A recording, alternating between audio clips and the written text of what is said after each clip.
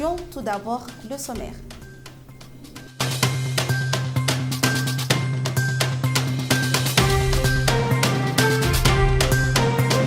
Déjà une année d'incarcération de Vital Kamerhe à la prison centrale de Makala dans la capitale Kinshasa s'est accomplie ce jeudi 8 avril 2021. Cet ancien directeur de cabinet du chef de l'État congolais, Félix-Antoine Tshisekedi Tshilombo, est poursuivi pour le détournement des fonds destinés au programme de 100 jours.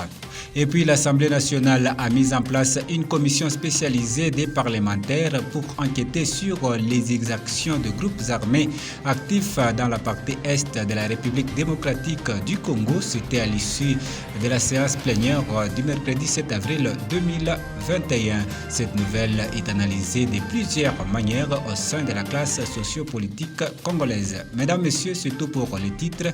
Votre journal, c'est tout de suite.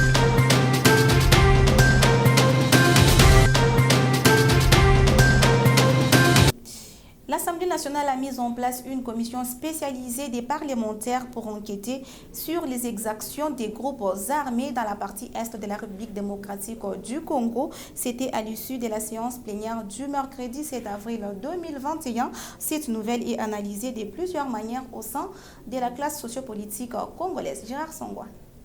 Identifier les groupes armés étrangers et locaux, y compris les commanditaires, mais aussi faire l'audit sur les financements des opérations militaires amorcées par l'État congolais.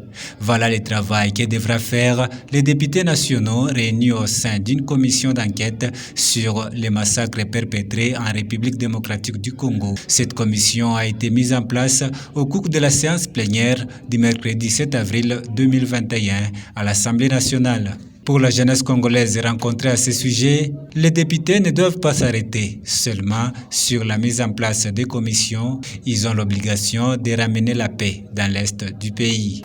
On ne peut que combattre dans une entité que l'on maîtrise très bien.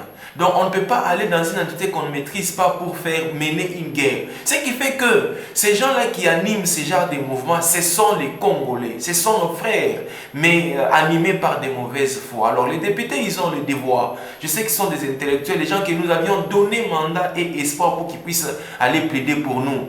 Donc ils doivent étudier cette question minutieusement pourvu que le peuple congolais retrouve la paix, pourvu que la jeunesse puisse remonter à un niveau plus élevé. Nous avons marre de la guerre. Les femmes se font tuer, les enfants également. Et nous aimerions que cette commission puisse nous apporter des fruits. Ce n'est pas une façon seulement de masquer la population. Dire que voilà, nous avions monté une commission et après quoi, il n'y a pas d'action. C'est comme une lettre morte. On n'a plus besoin de cette histoire. L'heure est au travail. Nous devons retourner la paix à la population. La société civile congolaise, quant à elle, salue cette initiative et appelle les députés à effectuer cette mission avec toute objectivité afin de trouver de vrais commanditaires de cette situation. Les députés représentent la population, donc je crois que c'est vraiment de bon droit qu'ils peuvent faire cette mission que nous saluons d'emblée, mais nous aimerions que cela puisse se faire en toute objectivité, qu'il n'y ait pas d'influence politique pour empêcher à ce que la mission puisse être effectuée. Le premier vice-président de la Chambre basse du Parlement a fait savoir que le bureau fera de son mieux pour que cette commission ait la force et la capacité d'accéder à toute information possible sans complaisance. Déjà une année d'incarcération de Vital Kamerhe à la prison centrale de Makala, dans la capitale Kinshasa, s'est accompli ce jeudi 8 avril 2021. Cet ancien directeur du chef de l'État congolais, Félix Tshisekedi, est poursuivi pour les détournements des fonds destinés au programme de 100 jours. Reportage. Exactement 365 jours se sont accomplis ce jeudi 8 avril 2021, soit une année depuis l'incarcération de Vital Kamerhe au centre pénitentiaire de Makala à Kinshasa dans l'affaire des présumés détournements des fonds alloués au programme d'urgence des 100 premiers jours du mandat du chef de l'État Félix Tshisekedi par son directeur de cabinet de l'époque. Malgré l'amertume avec laquelle le partisan de Vital Kamerhe commémore cet anniversaire combien douloureux, sinon il se considère toujours serein, quel que soit cette circonstance du parcours politique qu'est subi leur leader. Nous sommes restés sereins puisque du début jusqu'à la fin du procès, les Congolaises et Congolais qui suivaient bien ce procès sans sentiment. Je ne sais pas s'il y a un seul Congolais qui peut lever les doigts pour nous faire voir là où Vital Kamerhe a détourné. Nous le disons souvent et toujours que c'est un acharnement politique. Nous sommes sereins chez nous, dans l'UNC, et nous savons que la justice, un jour, va se prononcer en faveur de notre leader. Aujourd'hui, vous voyez que Vital Kamerhe est l'objet d'une cabale, surtout sur le plan politique. Ça a été monté pour nuire non seulement à sa personnalité, mais aussi les tuer politiquement. Et ils ne sauront pas, puisque Dieu que nous prions est juste. Il va les justifier et nous sommes sereins. Néanmoins, les avocats de Kamerhe continuent à clamer haut et fort l'innocence de leurs clients auprès du juge d'appel, bien que cet argument n'avait rien empêché le tribunal de Kinshasa à rendre son jugement au premier degré. Arrivé à Kananga de l'ambassadeur allemand en République démocratique du Congo le mercredi 7 avril 2021 pour une mission de 48 heures, à peine foulé les sols du chef-lieu de la province du Kasaï central, les diplomates allemands est allé payer les civilités à l'autorité provinciale ad intérim Tarsis Kabatoussuila. Suivez les propos recueillis pour vous par Solène Toumba. Je me réjouis de me familiariser avec les projets réalisé par l'ONU Femmes et le Fonds des femmes pour la paix et l'action humanitaire ici au Kasaï central, réalisé par des ONG et cofinancé par l'Allemagne. Ça c'est le but numéro 1. Deuxièmement, naturellement, il appartient à un ambassadeur de faire la connaissance de tout son pays. Et alors, j'aimerais discuter avec monsieur le gouverneur la situation économique et politique. Et troisièmement, le départ de la MONUSCO du Kasaï sera très bientôt. Et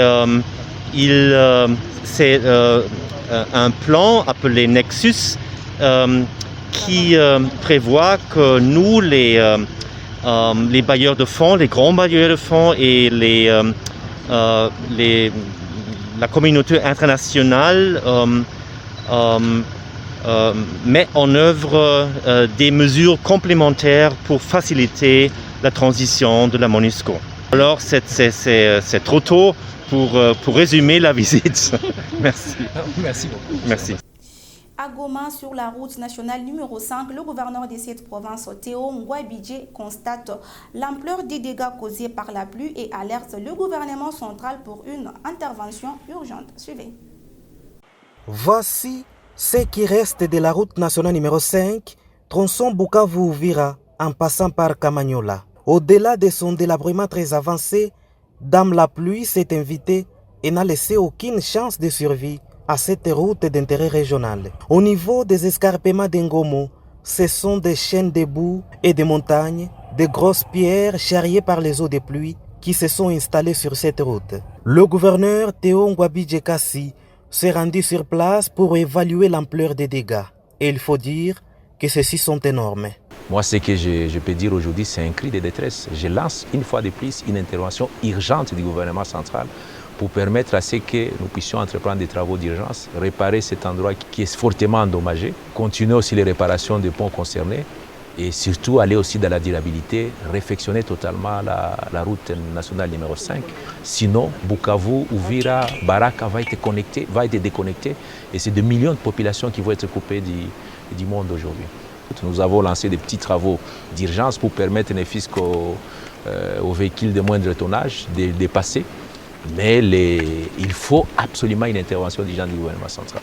Le gouverneur Théo Ngouabidje Kassi reste très préoccupé par cette situation qui vient s'ajouter à d'autres et qui n'ont pas encore trouvé de solution. C'est le cas du pont Sangué, celui de Runingu et d'autres encore sur la même route nationale. Le chef de l'exécutif provincial attend néanmoins s'impliquer davantage à différents niveaux pour trouver des résultats escomptés, car la réhabilitation des infrastructures est un pilier phare de son programme d'action.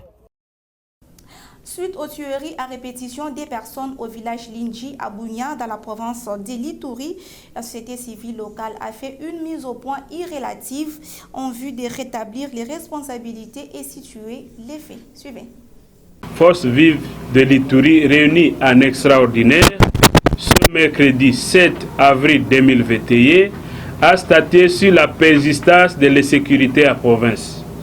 La coordination a réussi avec beaucoup de chagrin l'assassinat de 5 personnes découpées à machette à territoire de Ndjougou dans la chefferie de Mambissa, Nizi par miliciers de Codeco le 6 avril 2021. Le 5 avril 2021, un chef de groupement de chefferie de Banyale, Tchabi, a piétiné la mine installée par les ADF Nalu et en est mort sur le champ. Toujours le 5 avril 2021, la population de Linji, village situé entre Iga Barrière et Lopa, a coupé la circulation sur la RN27, protestant contre les barrières érigées par les Codeco où chaque véhicule paye de l'argent aux miliciens pour s'armer. Le 4 avril 2021, le village de Baema-Boga, au sud du territoire d'Irumu, a été attaqué par ADF Nalu et a enlevé 26 personnes jusqu'à présent. Il y a lieu de rappeler que du 2 au 3 avril 2021, 7 sujets ougandais ont été arrêtés sur le sol congolais à territoire de Mahagi qui venaient renforcer les Codeco barrières DPC. Au littoral du lac Albert, bientôt 5 jours, depuis que les miliciens Codeco surarmés se sont installés à Gbi, après avoir chassé la population riveraine. Depuis 2017, la province de l'Ituri a enregistré beaucoup de morts et le chef de l'État, Antoine Félix Tshisekedi, est passé lui-même à juin 2019 en promettant la fête des massacres en Ituri. Mais après, tout le reste des villages sont incendiés. Et restons toujours à Bounia, cette fois-ci pour parler de la hausse du prix des carburants qui se constate depuis un temps dans cette contrée. Les taximens et vendeurs lancent un appel aux autorités de la province pour qu'une solution soit trouvée. Suivez. Leo hérité déjà iko naenda ku 2000 francs. Na je pense le fait que kitu inatia carburant inapanda sana iko problème ya njia. Je pense que njia ndio wanacreuser kufuatana na problème ya insécurité. Ndio ile vitu inaleta leo carburant napanda, station yote inafungiwa. Hapa deja tuko na parvenir kutia litre moja 2500 francs. Ku journée leo na kesho tutaona namna kama maneno tapitika. Mambo kama tunaangalia ndani na Codeco yote kutu kabila moja Balendo. Abachanganya na kabila nyingine. Eske si huko ku Kongo tuko na kabila mingi. Eske wao wanapasha shinda si kabila yote ku Kongo. Jua ni bojo batasumbua si hivi. Leo vile mzima ko paralize. Hakuna activité hata moja tu jua Codeco. Tuta kila siku kuonelewana na Codeco tu kila siku baina ile situ mpaka wapi. Ofila mezire. Message yangu ya mwisho kama gouvernement para kamata solution si peke tutakamata vita ile kumkono tu si peke. Kama ko miti kama ko gongo kama ko nini sitakwenda ni kule yule sipata ba mambo kabila moja hawezi pasha na kabila yoyote kuituri. Et parlons d'énormes dérapages et violations des consignes de la part de quelques agents de l'ordre affectés aux opérations des patrouilles nocturnes pour faire respecter la mesure du couvre-feu. La sonnette d'alarme est tirée par la thématique sécurité du cadre de concertation de la société civile. Suivez. Différentes plaintes de la part de la population louchoise qui estime aujourd'hui être victime d'une série de tracasseries de la part des éléments de FARDC, aussi de la police commis dans l'application du couvre-feu qui a été décrété par les chefs de l'État dans le cadre de Covid. C'est vrai, le couvre-feu devient tellement long, la logistique n'accompagne pas, l'encadrement des éléments commis dans cette tâche, ce qui est conséquence aujourd'hui, c'est nous, au nom de la société civile, nous demandons au commandement 22e région militaire, 2e zone de défense, ministre de l'Intérieur, mais également du gouverneur de la province du Haut-Katanga, qui est le président provincial du Conseil de sécurité, de mettre des stratégies de contre-espionnage pour mettre hors d'état de nuire tous ces éléments qui abusent de leur mission pour tracasser la population. C'est vrai que le contexte de Covid a fait que même la population souffre pour sa survie. et qu'il ne faudra pas que nous puissions encore les éléments des FARDC ou de la police commis pour le suivi des couvre-feux puissent encore être en charge de cette pauvre population. C'est une interpellation, mais également aussi les rappels auprès des autorités militaires ainsi que de la province de voir comment améliorer cette situation parce que nous voulons réellement qu'il y ait la cohésion, qu'il y ait la confiance entre la population et les services de sécurité face au contexte sécuritaire du Haut-Katanga et la tracasserie risque de réduire ces efforts que nous menons. C'est un plaidoyer et nous espérons que les gouverneurs de province, en tant que président du Conseil provincial de sécurité, mais également les commandements 2e zone de défense et 22e région militaire vont jouer leur partition, rappeler à l'ordre des hommes commis à cette tâche, mais également mettre des moyens logistiques, rations et autres pour permettre à nos éléments des FARDC de mener à bien leur mission. L'ONG Rêve d'Afrique poursuit avec sa série de visites de générosité après l'étape de l'orphelinat et de l'hospice des vieillards. Le mercredi 7 avril 2021, cette association est allée compatir avec une famille frappée par un incident malheureux où le père des familles est mort calciné dans un incendie au quartier Bel Air dans la ville de Lubumbashi, dans le Haut-Katanga, il y a quelques jours. Francine Toumba.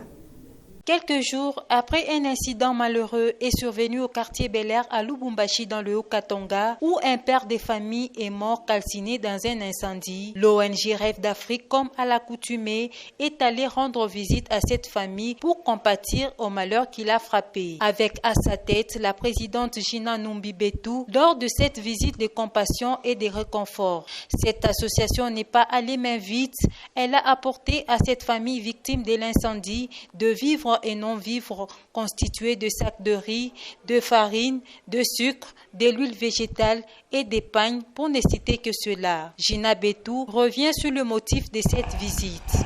Nous, ONG Rêve d'Afrique, avons appris la triste nouvelle qui est arrivée à notre maman. Elle a connu l'incendie. À part connaître cet incendie, elle a tout perdu. Pas seulement perdre, mais elle a même perdu son mari, son être cher. Alors, en tant que femme, cette nouvelle nous a fait très mal, ça nous a vraiment inquiétés. Alors, nous avons pris la résolution de venir soutenir, assister et pleurer avec notre maman ici présente. C'est ce qui signifie notre présence dans cette famille.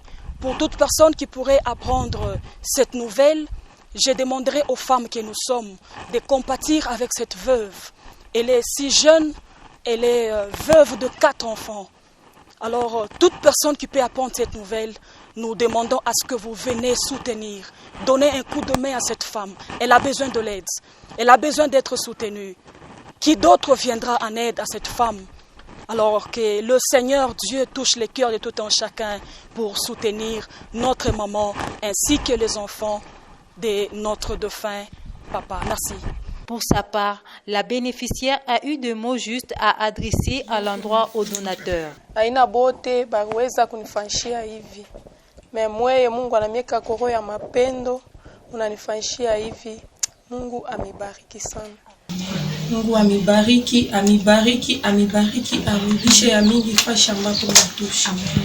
Pour l'instant, la veuve et ses 4 enfants se sont réfugiés chez sa grande sœur. C'est par une prière que s'est clôturée cette visite de générosité.